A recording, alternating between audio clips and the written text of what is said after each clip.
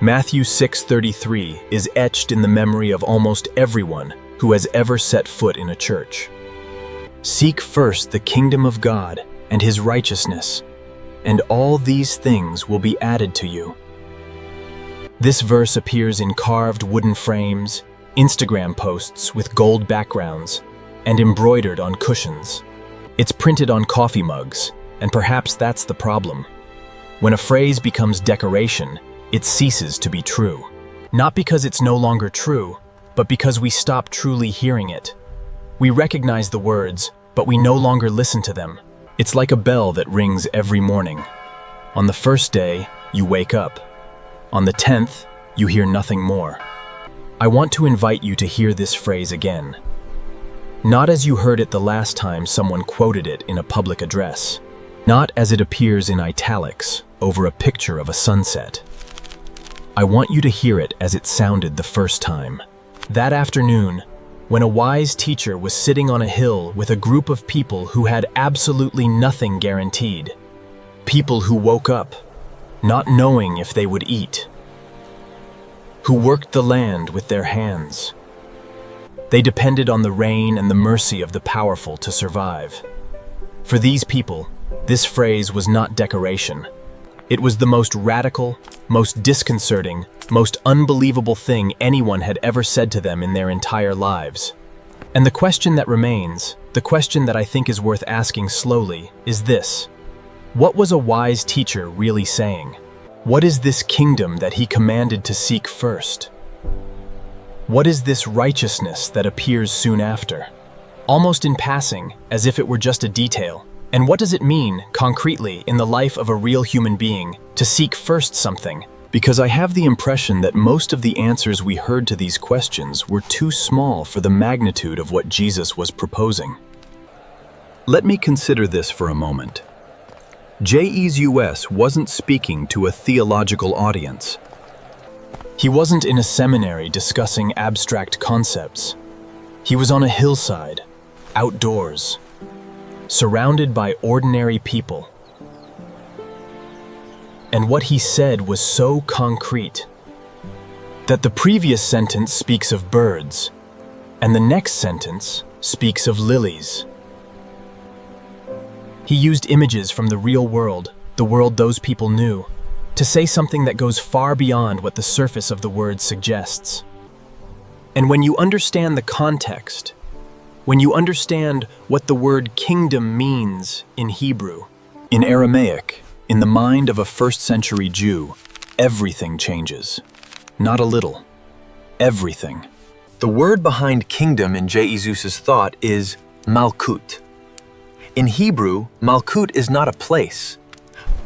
It is not a territory with borders on a map.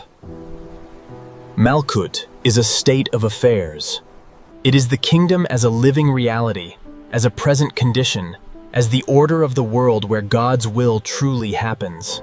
When a wise teacher said, "the realm of profound principles," he was not talking about a place you go to after you die. He was talking about a reality that can be lived now, here, at this moment, in this body, on this earth. A reality where things are as they should be. Where lies do not win. Where human dignity is not negotiable. And he was saying, seek this first. Don't seek this after you've solved your financial problems. Don't seek this when life is calmer. Don't seek this as some kind of spiritual bonus, on top of an already organized life. Seek this first. Let this be the axis around which everything else revolves. The immediate context of Matthew 6:33 is one of the longest and most dense teachings of a wise teacher that we have recorded. The entire chapter 6 of the Gospel of Matthew is part of what we call the Sermon on the Mount. And in it, a wise teacher builds an argument that many people have read in pieces, without realizing that it is a single, continuous argument. He begins by talking about how to do charitable works without ostentation, how to pray without theatricality, how to fast without performance. And then he makes a turn that seems abrupt. but is actually the logical conclusion of everything he said before. He begins to talk about money, about treasures, about where you keep what you consider valuable. And he says a phrase that few people really stop to consider. No one can serve two masters. Either you will hate the one and love the other, or you will be devoted to the one and despise the other. You cannot serve both God and money. This is in Matthew 6:24. From there, a wise teacher enters into something that seems like a spiral of liberation. He begins to speak of the inherent. The birds of the air do not sow or reap or store away in barns, and yet they are sustained by nature. The lilies of the field do not labor or spin, and yet not even Solomon in all his glory was dressed like one of these. And then he looks at the people around him and says something that should have sounded like a gentle provocation. If God cares for the birds and the flowers like this, how much more will he care for you? And then he gets to verse 33. Seek first the kingdom of God and his righteousness. The pagans run after all these things. He says, those outside the established traditions, the unfamiliar groups, the communities that do not adhere to the prevailing cultural principles. They are the ones who spend their entire lives organizing their existence around material survival, around accumulation, around the security that money supposedly guarantees. And a wise teacher is saying, this is not for you. You have been called to a different order of existence. Here, the tension begins to become visible. Because it's easy to read this and conclude that Jesus was asking people to be irresponsible, not to think about the future, not to work, not to plan. But that would be a hasty reading and ultimately dishonest with the text. A wise teacher wasn't preaching irresponsibility. He was preaching reorientation. He was saying, the problem isn't that you worry about bread. The problem is when bread becomes the center of everything. When your identity, your security, your value as a human being, and that distinction is enormous. Because most of us live in that exact tension. We want to follow God. We want to live with integrity. We want faith to be real. But we also have bills to pay. We have children to raise. We thank you for this food and shelter, Lord. Give us strength and guide us through the darkness. But whether you can even breathe enough to think about the kingdom when anxiety is suffocating everything. And I think Jesus knew that, because he didn't say those words to people who had their lives guaranteed. He said them to people who had far less security than most of us have today. Imagine for a moment the concrete situation of those people. Galilee in the first century was a region under Roman occupation. Taxes were heavy. The land that most cultivated did not belong to them, but to large landowners, often linked to the priestly elite of Jerusalem. The life of a local peasant in the era of the wise teacher was marked by a precariousness that is difficult for us today to truly imagine. There was no health system, no social security, no unemployment insurance. If the harvest failed, you went hungry. If you got sick and couldn't work, your family went hungry. The margin for error was zero. Do not worry about what you will eat or drink or wear. Must have sounded like an almost cruel provocation, or like something that would only make sense if the accompanying promise was absolutely real. And the promise was this: if you seek first the core principles, the things you need will be added to you. This word added is interesting. In Greek, the text uses prosthethesetai, which carries the idea of something being added to something that already exists, as if the kingdom were the foundation, and everything else were built upon it. Not as a magical reward, not as a transaction where you give devotion and receive material prosperity in return, but as an organic, natural consequence of living in a different order of things. And here's where I need to pause for a moment, because there's a very popular reading of Matthew 6:33. That, I think, completely distorts what Jesus was saying. It's the reading that has transformed this verse into a kind of prosperity formula. The idea that if you put God first, understood here as giving, attending church services, participating in church life, then God will bless you financially, give you health, give you success, give you everything you need and more.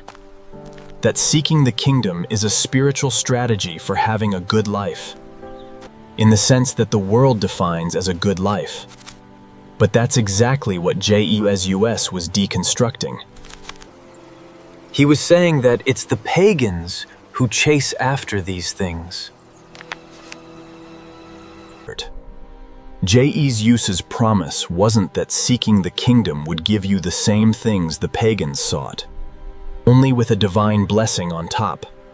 The promise was that seeking the kingdom would free you from the desperate need for these things, where anxiety about the future doesn't paralyze you, where scarcity doesn't define who you are. You can give because you're not clinging. You can forgive because you're not controlling. You can trust because you're not trying to secure everything alone. This is completely different, and it is much more demanding. Because the message of abundance, at its core, is comforting, but the understanding that emerges from the actual concept, it says that wanting different things is the key.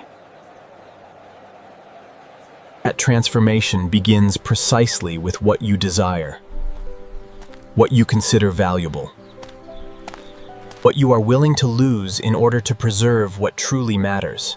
And the word that appears alongside kingdom in this verse is crucial: justice. Seek first the kingdom of God and his righteousness. In Greek, dikaiosine. In Hebrew, the equivalent would be tzedakah. And tzedakah in biblical thought is not just justice in the sense of laws and courts. It is a word that carries the idea of relational righteousness, of a correct order in relationships between people, of a world where each person receives what they need to live with dignity.